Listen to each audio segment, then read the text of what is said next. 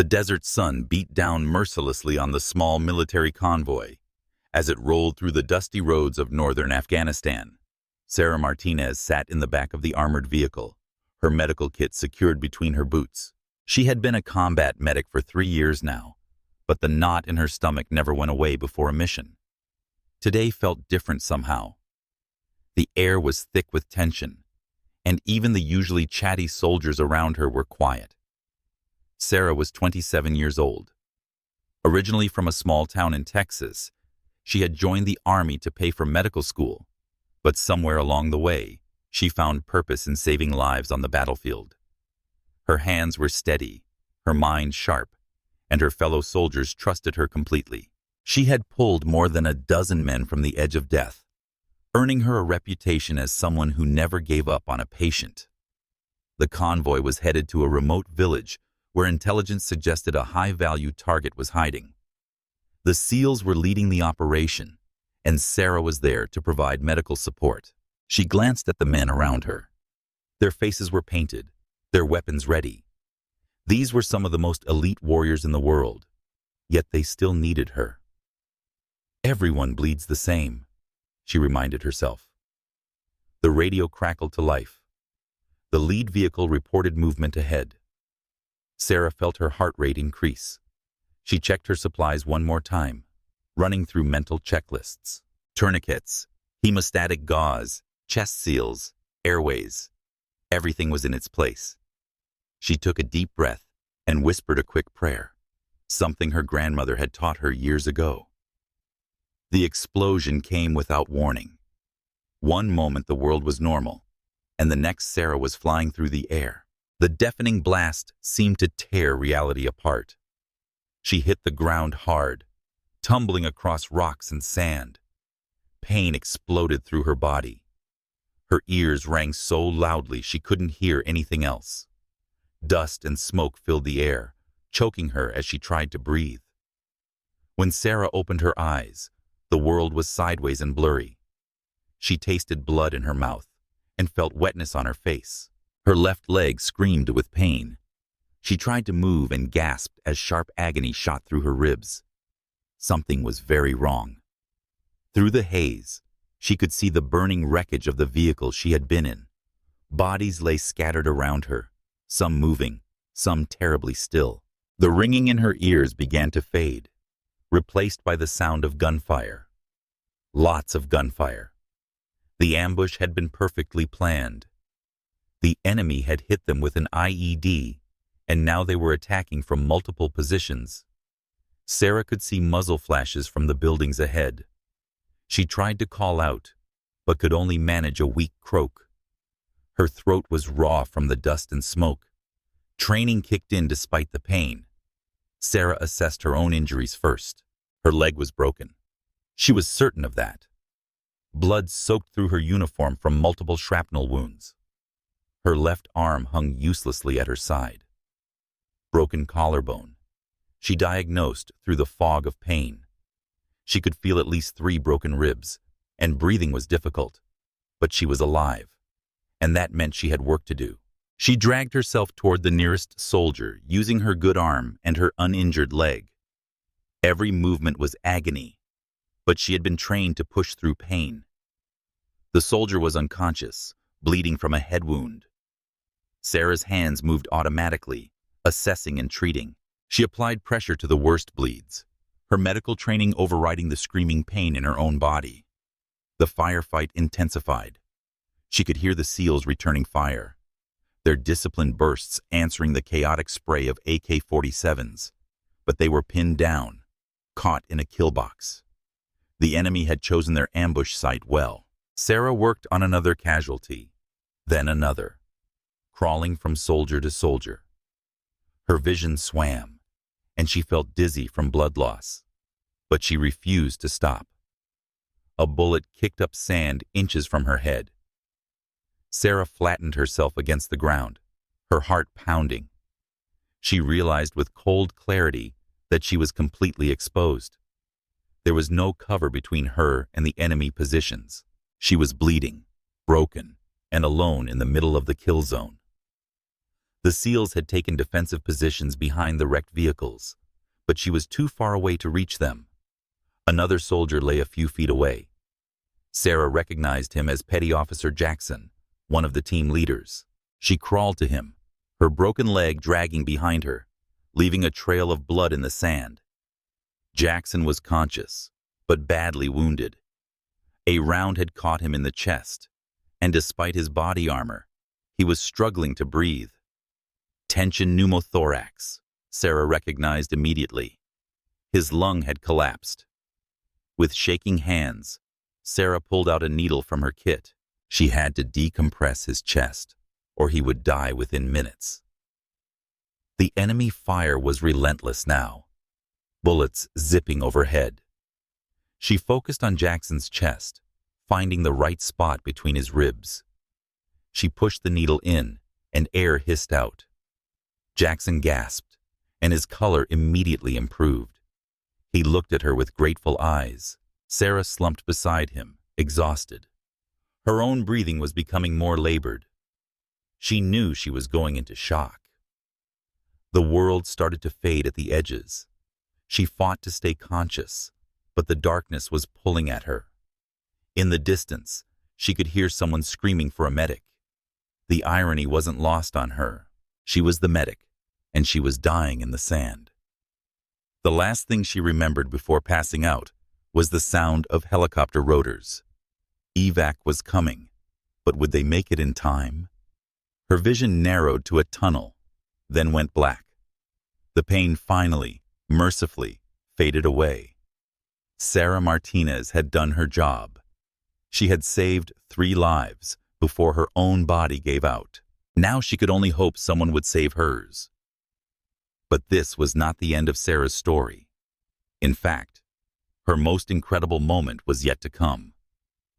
What happened after she regained consciousness would make her a legend among the special operations community and prove that sometimes the most unlikely heroes emerge from the darkest moments. Sarah's eyes snapped open. Pain crashed over her like a wave, stealing her breath. For a moment, she couldn't remember where she was or what had happened. Then it all came rushing back. The explosion, the firefight, the wounded soldiers. She tried to sit up and gasped as her broken ribs protested. How long had she been unconscious? Minutes? Hours? The sky above was darker now. Late afternoon, she guessed. The sound of gunfire was different too. More sporadic, but closer. Much closer. Sarah turned her head carefully and felt her blood run cold. The enemy fighters had moved in. They were searching through the wreckage, shooting any wounded they found. She could see them moving between the destroyed vehicles, their weapons raised. Her heart hammered in her chest. She was lying in the open, covered in blood and dirt. Somehow, they hadn't seen her yet, but it was only a matter of time. Where were the SEALs? She strained to listen and heard nothing from their position. Either they had been overrun or they had pulled back. Either way, Sarah was alone. A shadow fell across her. Sarah froze, every muscle tensing despite the pain. An enemy fighter stood over her, his AK-47 pointed down. He was young, maybe 19 or 20, with a scraggly beard and wild eyes. He shouted something in Pashto that Sarah didn't understand. She stared up at him, unable to move, unable to speak. The fighter raised his weapon to finish her. Sarah closed her eyes, waiting for the shot that would end everything. But it didn't come. Instead, she heard another voice calling out. The fighter above her responded and moved away. Sarah opened her eyes in time to see him walking toward another group of enemy combatants. They were arguing about something, gesturing toward the hills. Sarah realized she had been given a second chance, probably her last one. She had to move. The SEAL's defensive position was about 30 yards away behind the bulk of the lead vehicle. If she could reach it, maybe she could find weapons, supplies, something to defend herself with. The alternative was lying here waiting to be executed. Moving was torture. Every inch forward sent lightning bolts of agony through her broken body. Sarah bit down on her lip to keep from crying out. Tasting fresh blood, she used her good arm to pull herself forward, dragging her useless leg behind her. The sand was hot against her skin, and sweat poured down her face, mixing with the blood and dirt. She had covered maybe 10 yards when she heard shouting. They had spotted her. Bullets kicked up sand around her. Sarah abandoned stealth and threw herself forward with desperate strength she didn't know she had. The edge of the destroyed vehicle was just ahead. 5 more yards. 3. She felt something tug at her uniform as a round passed through the fabric. Sarah rolled behind the vehicle just as a burst of automatic fire stitched across. She had been seconds away. She lay there gasping, her vision swimming. But she had made it. She was behind cover. Now, she just had to figure out what to do next. The enemy would be coming around both sides of the vehicle any second now. That's when she saw them. The bodies of 3 SEALs lay in defensive positions around the vehicle. They had made their stand here and lost. Sarah's stomach turned, but then her training reasserted itself. The dead couldn't help her, but their equipment could. With shaking hands, she reached for the nearest SEAL's weapon. The M4 carbine was heavy in her hands. Sarah had qualified with rifles in basic training, but she was a medic, not an infantryman. Still, the basic operation was simple enough. Check the magazine, chamber around, flip the selector to semi-auto. Her hands moved through the motions, muscle memory taking over. Voices approached from her left. Sarah swung the rifle around, ignoring the screaming pain in her shoulder. 2 fighters came around the vehicle, their weapons lowered as they searched for her body. They weren't expecting resistance from a broken, bleeding medic. That was their fatal mistake. Sarah squeezed the trigger twice. The first fighter dropped immediately. The second managed to raise his weapon before her third shot took him down. The rifle's recoil had sent fresh waves of agony through her injured body. But she was alive. 2 enemies weren't. More shouts erupted from around the wreckage. Now they knew she was armed and dangerous. Sarah crawled to a different position, taking one of the SEAL's chest rigs loaded with extra magazines. She also grabbed his radio, hoping against hope that it still worked. She keyed the mic with trembling fingers. Any friendly forces? This is Combat Medic Martinez at grid reference. She rattled off their coordinates from memory. Multiple casualties under enemy fire, requesting immediate QRF and air support. Her voice was hoarse and weak, but it carried. She released the mic and listened. Only static answered her. The enemy was regrouping. Sarah could hear them calling to each other, coordinating. There had to be at least a dozen of them, maybe more. She was one wounded woman with a rifle and a handful of magazines. The math was not in her favor, but she had not survived an IED blast and an execution attempt just to give up now. She changed position again, dragging herself to a new spot of cover. A fighter appeared in her sights, and she fired. He went down. Another popped up from behind the second vehicle, and she engaged him too. Her shots weren't all kills, but she was making them think twice about rushing her position. Every enemy she stopped was one less that could hurt her or any other American forces in the area. Minutes blurred together. Sarah fought through the pain and exhaustion, taking shots when she had them, conserving ammo when she didn't. Her world had shrunk to the iron sights of her rifle and the small area of destroyed vehicles around her.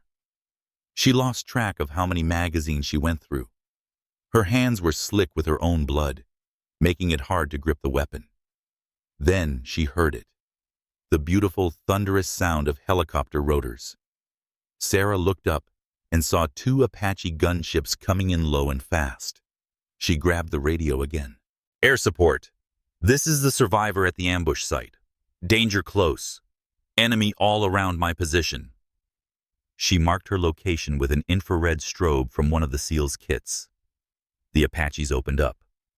Their 30-millimeter cannons tore into the enemy positions with devastating effect. Secondary explosions erupted as stored ammunition cooked off. The enemy fighters who weren't hit immediately began to scatter, running for the buildings. But there was nowhere to hide from the Apaches' thermal sights. Sarah slumped against the vehicle, her rifle finally lowering. Help had arrived. She was going to survive this. Tears cut tracks through the dirt on her face, but she was too exhausted to sob. She just sat there, bleeding and broken, watching the gunships work around her. The desert was finally quiet, except for the sound of the helicopters and the crackling of flames. The Apaches circled overhead like angry birds of prey. Sarah watched them through eyes that kept wanting to close. She was so tired. The adrenaline that had kept her alive was fading, and exhaustion was taking its place. Her radio crackled with chatter. The quick reaction force was inbound, maybe 10 minutes out. She just had to hold on a little longer. But something was wrong. Sarah's combat instincts, honed through dozens of missions, were screaming at her. The enemy had scattered too quickly, too efficiently. They weren't running in panic. They were executing a tactical withdrawal, and they were moving towards specific positions. She forced herself to focus, scanning the area around the ambush site. There, in the second-story window of a partially collapsed building, about 200 yards away, a flash of movement. Sarah brought up the rifle she had taken, using the ACOG scope to get a better look. Her breath caught. An enemy fighter was setting up a heavy machine gun, pointing it not at her position, but up at the sky, at the helicopters. More movement in other buildings. Sarah's mind raced despite her injuries. This had been a trap within a trap. The initial ambush had been meant to draw in a rescue force, and now the enemy was ready to shoot down the helicopters that had come to save her. The Apaches were focused on the fleeing fighters, not watching for heavy weapons in the buildings. Sarah grabbed the radio, her hands shaking badly now. Air support! Air support! Break off! Heavy weapons in the buildings 2 o'clock from my position. They're targeting you. Her voice was barely more than a rasp. Did they even hear her? Would they understand in time? One of the Apaches banked away sharply. They had heard, but the other helicopter continued its gun run, either not receiving the message or not reacting fast enough. Sarah watched in horror as the machine gun in the building opened fire. Tracer rounds arced up toward the Apache, bright against the darkening sky. The helicopter took hits. Sarah could see pieces flying off its tail section, but it stayed in the air, the pilot fighting for control as he pulled up and away. That's when Sarah saw the second threat, another position, this one with what looked like an RPG. The fighter was tracking the damaged Apache, waiting for the perfect shot. She had to do something. The QRF helicopters would be here soon, and they would fly right into this kill zone if someone didn't take out those heavy weapons positions. Sarah looked at the rifle in her hands, then at the building 200 yards away. She was a medic, not a sniper. She had a broken leg, broken ribs, a useless arm, and was probably going into shock. The shot was impossible, but the alternative was watching good men die. Sarah had not become a medic to let people die if she could prevent it. She dragged herself to a better position, using the wreckage for support. She found a relatively stable spot and settled the rifle against her good shoulder. Every breath sent pain lancing through her chest, but she forced herself to breathe slowly and steadily. Through the scope, she could see the machine gunner. He was focused on the helicopters, not expecting any threat from the ground. Sarah adjusted for distance and wind, trying to remember everything from her basic marksmanship training. 200 yards was not an impossible shot, but with her injuries and a rifle she had barely used, the odds were not good. She exhaled slowly and squeezed the trigger. The rifle bucked against her shoulder, and she gasped at the pain. Through the scope, She saw her round impact the wall near the window. Close, but not close enough. The machine gunner noticed, swinging his weapon toward her position. Sarah worked the bolt, chambering another round despite her shaking hands. The machine gun opened up. Heavy rounds tore through the wreckage around her, forcing Sarah to duck. She could feel the impacts, shaking the vehicle she was hiding behind. When the burst ended, she popped back up and fired again. This time she saw the machine gunner jerk and fall back from the window. She had hit him, but there was no time to celebrate. The RPG position was still active. Sarah swung her rifle toward it, searching for the fighter. There, on the roof of an adjacent building, he had the launcher on his shoulder and was aiming at the wounded Apache as it limped away. Sarah didn't even think. She just aimed and fired. The shot was lucky, pure and simple. It caught the RPG fighter in the shoulder, spinning him around. The rocket launcher fell from his hands and clattered off the roof. He disappeared from view. Sarah let out a breath she didn't know she had been holding. She had bought the helicopter time, but at a cost. Her position was now fully exposed, and the remaining enemy fighters knew exactly where she was. Bullets began impacting all around her. Sarah crawled to yet another position, her broken legs screaming with every movement. She was leaving a clear blood trail in the sand. She didn't know how much longer she could keep this up.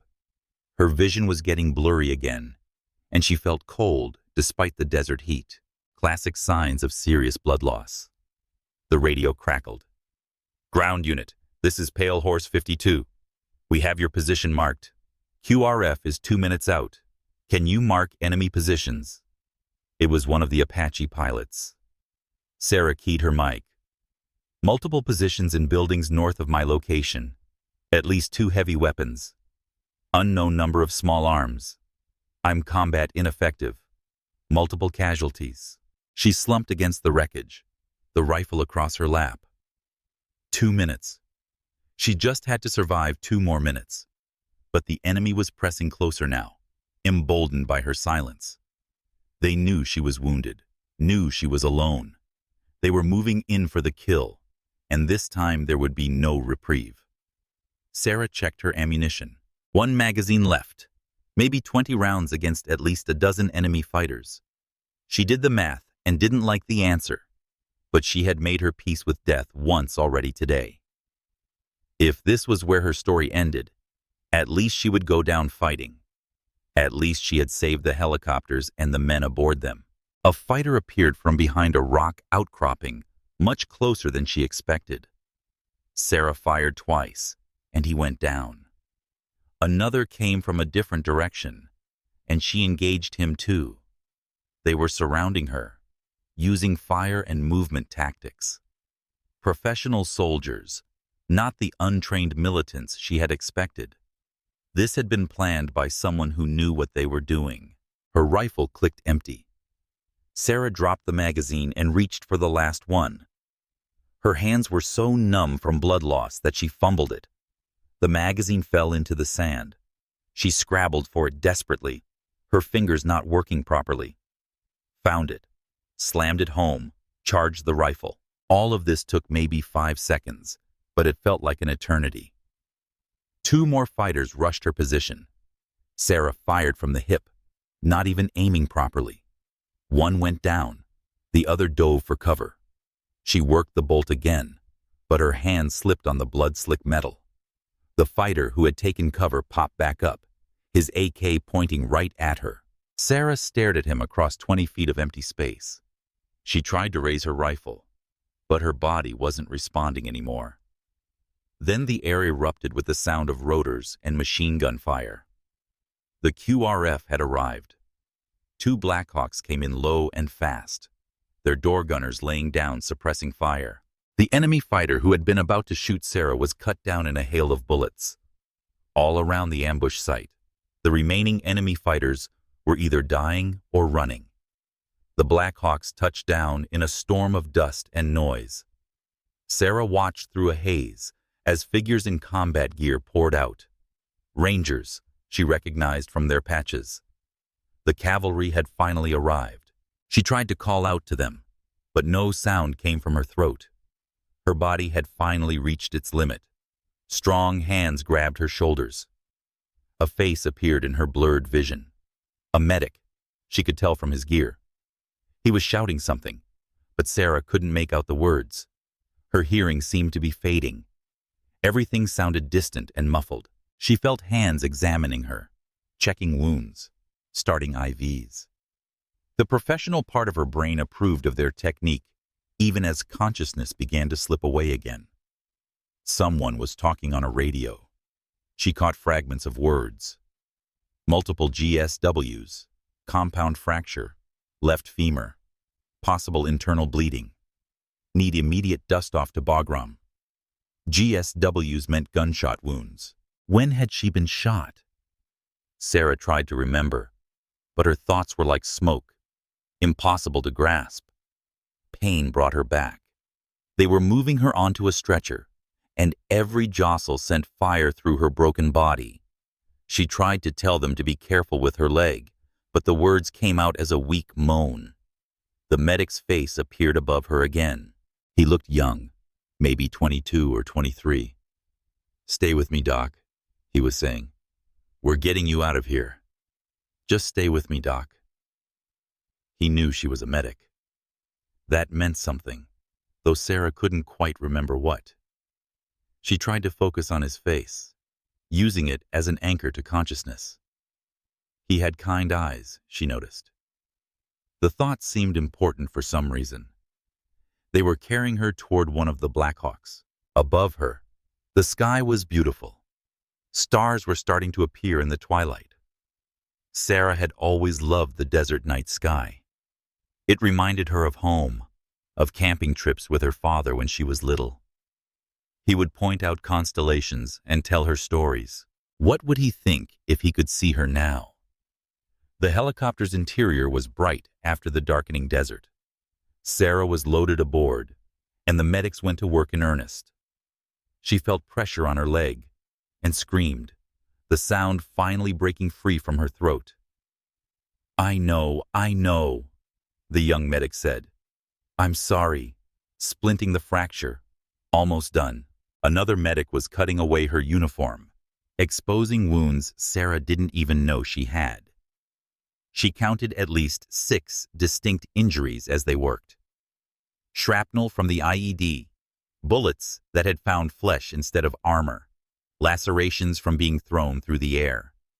Her body was a roadmap of violence. The helicopter lurched into the air. Through the open door, Sarah could see the ambush site growing smaller. Smoke still rose from the burning vehicles. She thought of the men who had died there. Good soldiers, friends, people she had shared meals and laughter with. Tears leaked from the corners of her eyes. The young medic saw them and squeezed her hand. "You did good down there," he said. "The pilots are saying you saved their lives. You're a hero." Hero. The word felt wrong. Heroes didn't lie bleeding in helicopters. Heroes didn't fail to save their friends. Sarah wanted to argue, but she was so tired. The rhythmic thump of the rotors was hypnotic. Her eyes drifted closed despite her best efforts. No, stay awake." The medic's voice was urgent. "Talk to me. What's your name? Where are you from?" He was trying to keep her conscious. Good technique, Sarah thought distantly. Keep the patient talking. Keep them engaged. She had done the same thing dozens of times. "Sarah," she managed to whisper. "Texas." Her voice sounded strange to her own ears, small and weak. "Texas. I'm from Oklahoma. We're practically neighbors. What part of Texas?" He kept up the chatter, his hands never stopping their work, checking vitals, adjusting IV drips, monitoring her condition. Sarah tried to answer, but the words wouldn't come. The darkness at the edges of her vision was spreading. Alarms started beeping. Sarah knew what that meant. Her blood pressure was dropping. She was going into hypovolemic shock. Too much blood loss. They needed to get her to surgery soon. or she wouldn't make it. The medics knew it too. Their movements became more urgent. "How far to Bagram?" one of them shouted to the pilots. 15 minutes, came the response. 15 minutes. It might as well have been 15 hours. Sarah could feel herself slipping away. She had seen this before in patients. The moment when the body just gave up. When no amount of medical intervention could pull someone back. But she wasn't ready to go. Not yet. She had survived the IED. She had survived the firefight. She had taken out enemy positions and saved the helicopters. She hadn't done all that just to die on the flight to the hospital. Sarah forced her eyes open, forced herself to focus on the medic's face. "Not dying today," she rasped out. The medic grinned, though his eyes were worried. "Damn right you're not. We've got the best trauma surgeons in the world waiting for you. You just have to hold on a little longer." The helicopter banked sharply, and Sarah's stomach lurched. Through the door, she could see lights. Lots of lights. Bagram Air Base. They were almost there. Just a few more minutes. She counted heartbeats, using them to measure time. 100 beats. 200. Keep counting. Stay conscious. Don't let go. The Black Hawk flared and touched down on the landing pad. Before it had even fully settled, people were rushing toward it. A whole team of medical personnel surrounded the stretcher as they pulled it from the helicopter. Sarah saw rank insignia and medical badges. The cavalry had brought the generals. They rushed her through corridors that blurred together. Fluorescent lights strobed past overhead. Voices called out medical jargon. "Type and cross for 6 units. Or 3 is ready. Get anesthesia down here now." The professional language of emergency medicine. Familiar and oddly comforting. They burst through double doors into a surgical suite. The overhead lights were blinding. Faces in surgical masks hovered above her. Someone was putting a mask over her face. "We're going to put you to sleep now, Sarah," a calm voice said. "You're in good hands. We'll take care of you." Sarah wanted to protest. Going under anesthesia felt like surrender, like giving up control. But her body had no more fight left in it. As the drugs took effect, her last conscious thought was a simple one. She had done her job. She had saved lives. If this was the end, at least it was an end she could be proud of. But fate had other plans for Sarah Martinez. As the surgeons worked through the night to repair her broken body, word of her actions was spreading. The Apache pilots had filed their reports. The Rangers who pulled her out had told their story. And in the morning, when Sarah finally woke up, she would find that her life had changed in ways she could never have imagined. The story of the combat medic who refused to die, who fought back with stolen weapons and saved a helicopter crew, was already becoming legend, and legends have a way of taking on a life of their own. Sarah woke to the sound of beeping monitors and hushed voices. For a moment, she thought she was back on the battlefield, but the smells were all wrong. Antiseptic instead of smoke, clean sheets instead of blood and sand. She tried to open her eyes, but her eyelids felt like they weighed 1,000 pounds. When she finally managed to crack them open, bright lights made her wince. A figure moved into her field of vision. A nurse, middle-aged with kind eyes. "Welcome back," the woman said softly. "You're at Bagram. You've been out for about 18 hours. How do you feel?" How did she feel? Sarah took inventory. Pain definitely, but it was muted, controlled by whatever drugs they had her on. Her left leg felt strange, heavy, and immobile. Her chest was tight with bandages. Her arm was in a sling, but she was alive. Against all odds, she was alive. "Thirsty," Sarah managed to croak. The nurse smiled and brought a cup with a straw to her lips. The water was the most delicious thing Sarah had ever tasted. She drank greedily until the nurse pulled it away. Easy, small sips. Your stomach has been through a lot. Over the next few hours, Sarah drifted in and out of consciousness. Each time she woke, someone different was there. First, it was a doctor explaining her injuries in detail. Compound fracture of the left femur, now stabilized with rods and pins. 3 broken ribs, fractured collarbone, multiple lacerations from shrapnel, all cleaned and stitched. 2 gunshot wounds, one that had passed through her shoulder muscle, another that had grazed her side, and extensive soft tissue damage from being thrown by the blast. "You should be dead," the doctor said bluntly. "The fact that you're lying here talking to me is nothing short of miraculous. You've got a long recovery ahead, but you're going to make it." Next came a chaplain asking if she needed spiritual counseling. Sarah declined, though she appreciated the offer.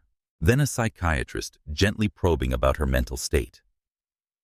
Sarah answered his questions as best she could, but her mind was still foggy from the medications. It was late afternoon when the visitors started arriving. First came the young ranger medic who had treated her in the helicopter. His name was Danny Cortez, and he looked relieved to see her awake. "Ma'am, I just wanted to check on you," he said, standing awkwardly at the foot of her bed. "You gave us a real scare up there." Sarah tried to smile, but it felt more like a grimace. "Thanks for keeping me alive, Cortez." He shook his head. "You kept yourself alive, ma'am. I just helped a little at the end." After he left, one of the Apache pilots came by. Captain Mike Torres, call sign Pale Horse 52. He was a tall man with a serious face, but his eyes were warm. "Medic Martinez," he said, "I owe you my life. My whole crew does. If you hadn't called out those heavy weapons positions, we would have been shot down." Sarah felt uncomfortable with the praise. "Just doing my job, sir." Torres shook his head firmly. "No. Your job was to provide medical support. Taking out enemy positions with a rifle while you were bleeding to death, that was something else entirely. That was courage. That was warrior spirit." He placed something on the table beside her bed. When he left, Sarah saw it was a unit patch from the Apache squadron. A note was attached. "Honorary door gunner, you earned it." The next day brought even more visitors. The Ranger Company commander came to thank her personally. A lieutenant colonel from Special Operations Command asked for her account of the battle for his after-action report. And in the afternoon, a full colonel she didn't recognize arrived with an aide and a photographer. "Medic Martinez," the colonel said formally. "I'm Colonel Harrison, Deputy Commander of Combined Joint Special Operations Task Force. I'm here to inform you that you're being recommended for the Silver Star for valor in combat." He paused, watching her reaction. Sarah was stunned.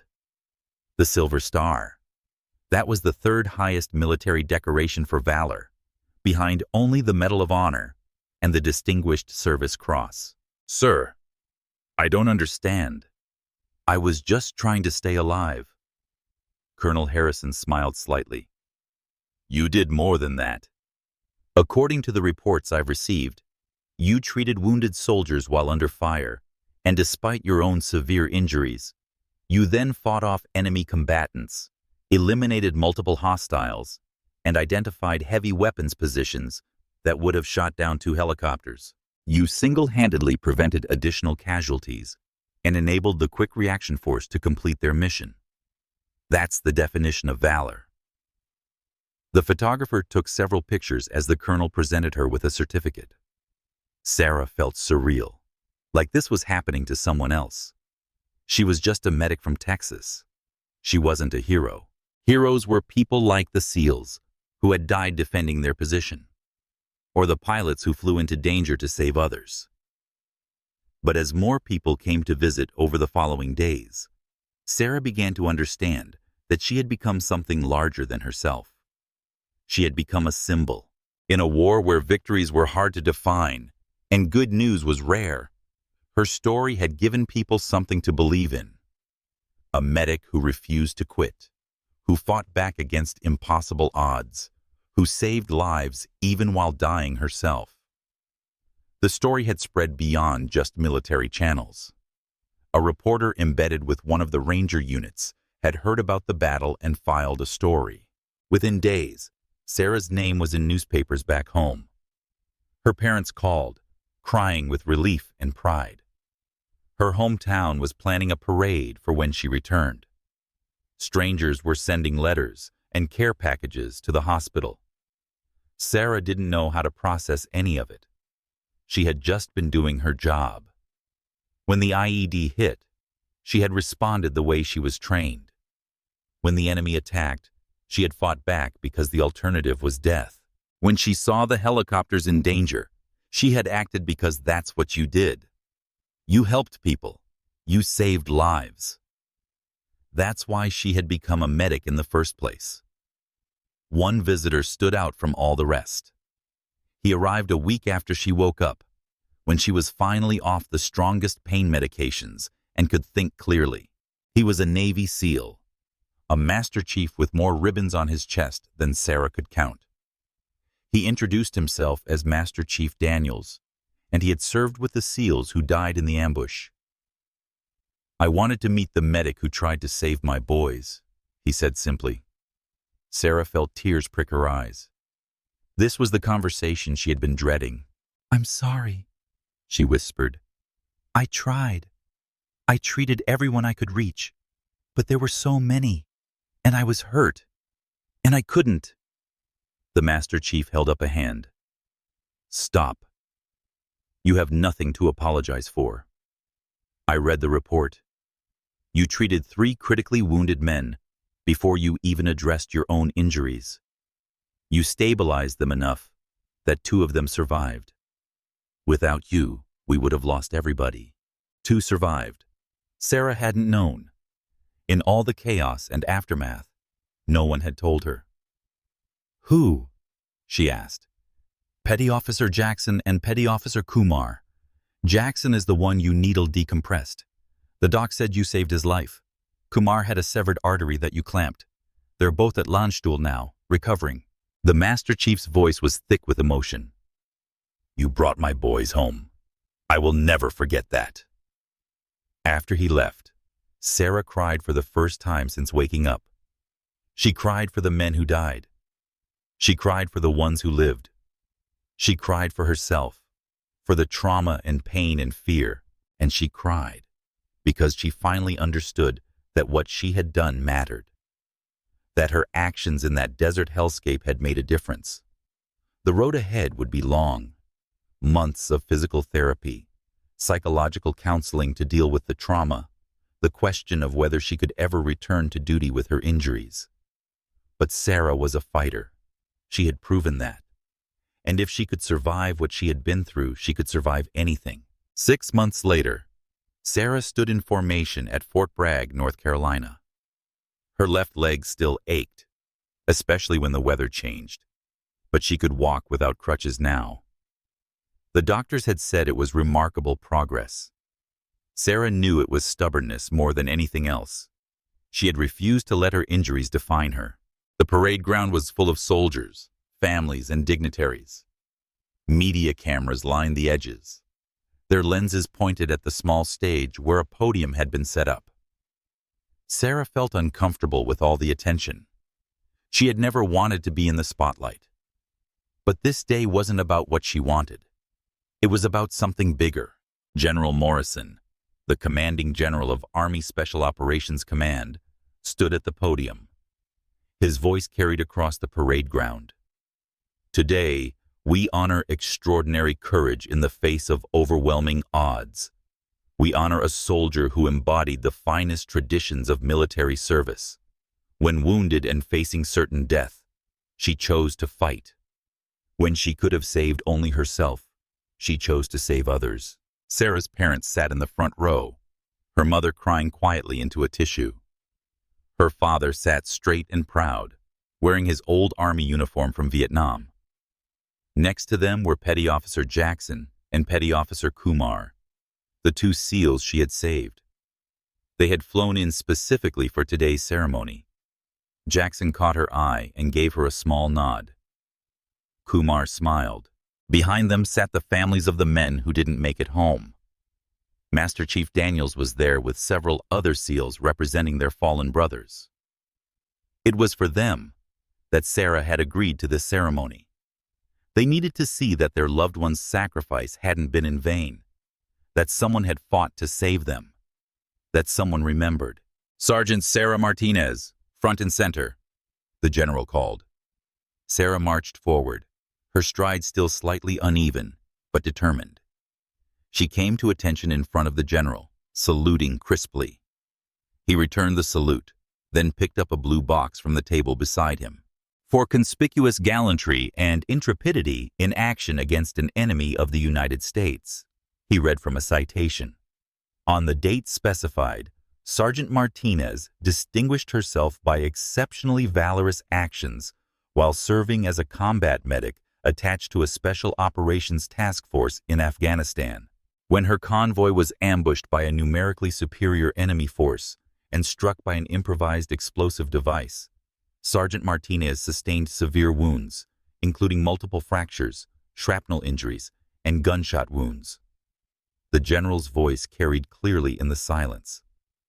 Despite her catastrophic injuries, Sergeant Martinez immediately began treating wounded soldiers, saving 3 lives before losing consciousness. Upon regaining consciousness and finding herself surrounded by enemy forces, she fought her way to a defensive position, engaging and eliminating multiple hostile combatants. When she observed enemy heavy weapons preparing to engage friendly aircraft, she neutralized these positions at great personal risk, directly saving the lives of 4 aviators and preventing the loss of 2 aircraft valued at over $90 million. Sarah kept her eyes fixed forward, but she could hear sniffling from the crowd. The general continued, "Sergeant Martinez's actions reflect the highest traditions of military service and bring great credit upon herself, her unit, and the United States Army. For these actions, she is awarded the Silver Star." He opened the box and removed the medal. The Silver Star hung from its distinctive red, white, and blue ribbon. The general pinned it to Sarah's uniform, then stepped back and saluted her. She returned the salute, feeling the weight of the medal against her chest. It wasn't the only medal she received that day. There was also a Purple Heart for her wounds and an Army Commendation Medal for the soldiers she had saved before the ambush. After the ceremony, there was a reception. Sarah found herself surrounded by well-wishers, shaking hands until her arm hurt. The Apache pilots were there, both Torres and his co-pilot, Lieutenant Michaels. The Ranger medic Cortez had brought his whole squad. Soldiers from her old unit had driven down from Fort Campbell.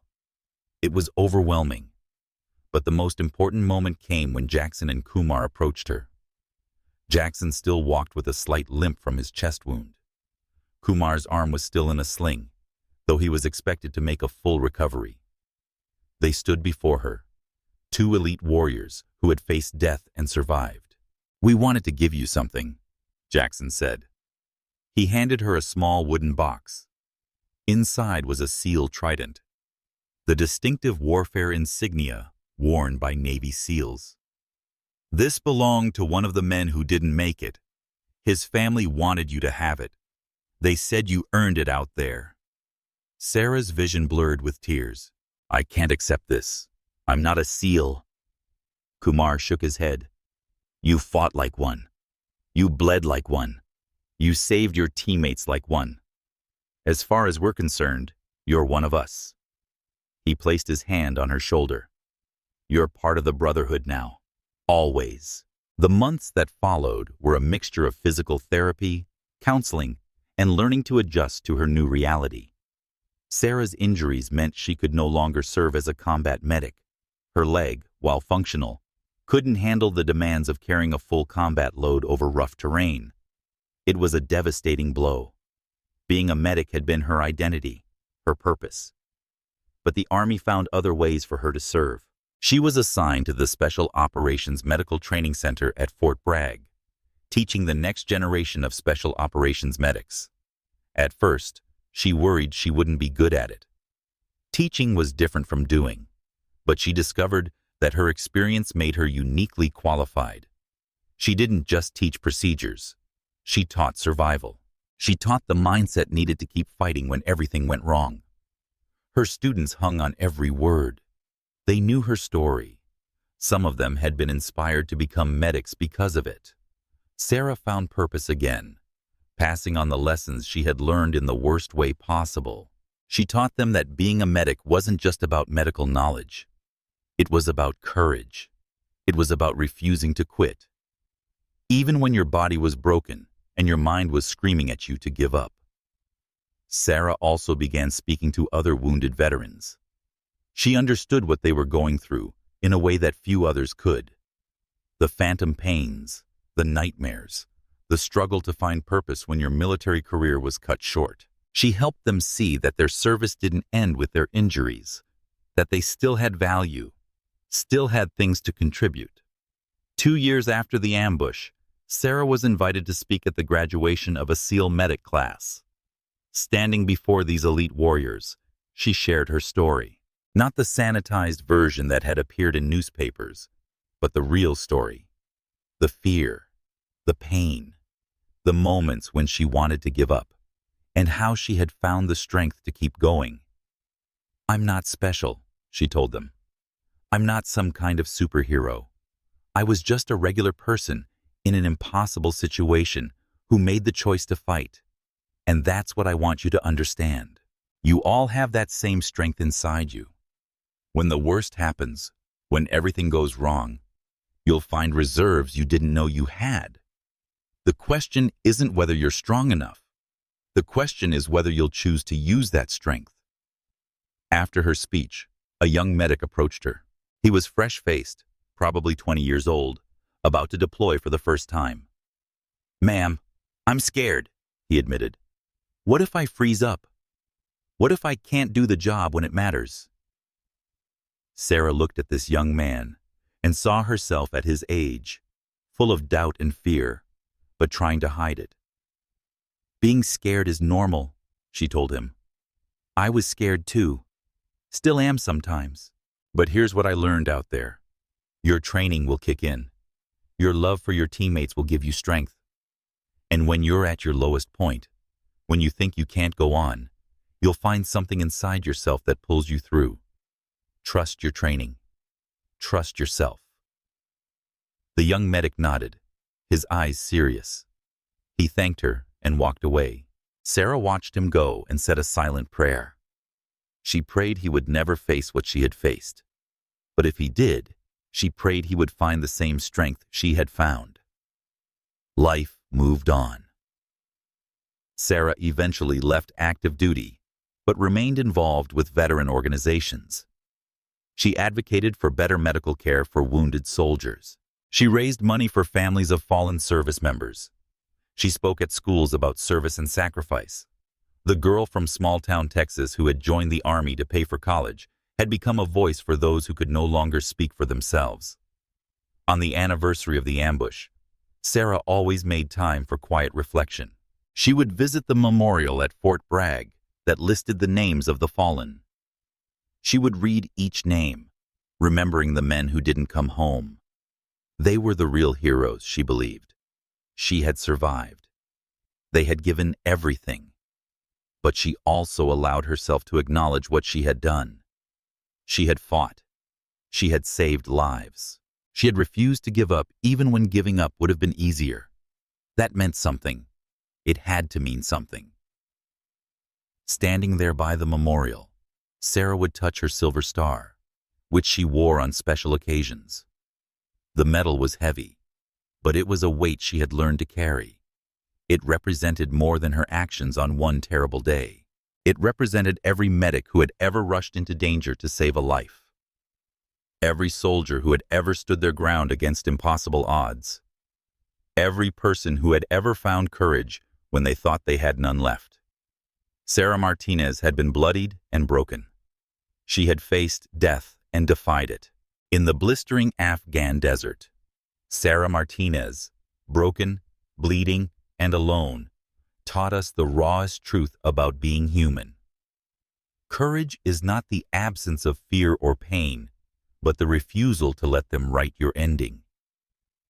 A combat medic with shattered bones and a fading pulse, she dragged herself through gunfire to save her brothers, then seized a fallen SEAL's rifle and turned the tide of battle from the ground up. She wasn't superhuman. She was terrified, exhausted, and certain death was seconds away. Yet in that crucible of agony, she chose one more breath, one more shot, one more life. Because giving up would mean betraying the oath she swore to heal, not just bodies, but hope itself. That single choice rippled outward. 2 SEALs lived, 4 aviators flew home, and a legend was born not from invincibility, but from unbreakable will. This is the lesson etched in blood and sand. When life breaks you, it's not asking if you're strong enough to stand. It's daring you to decide what your pain is worth. Will you let it silence you, or will you make it your battle cry? Sarah's story screams that heroes aren't born. They're forged in the moments we think we have nothing left to give. So tell me in the comments, what's the moment you refuse to quit, even when every part of you screamed to stop? Drop your story below. I read every single one. And if this moved you, hit that subscribe button. Together, we'll keep sharing the raw, real stories that remind us why we fight to become more than our scars.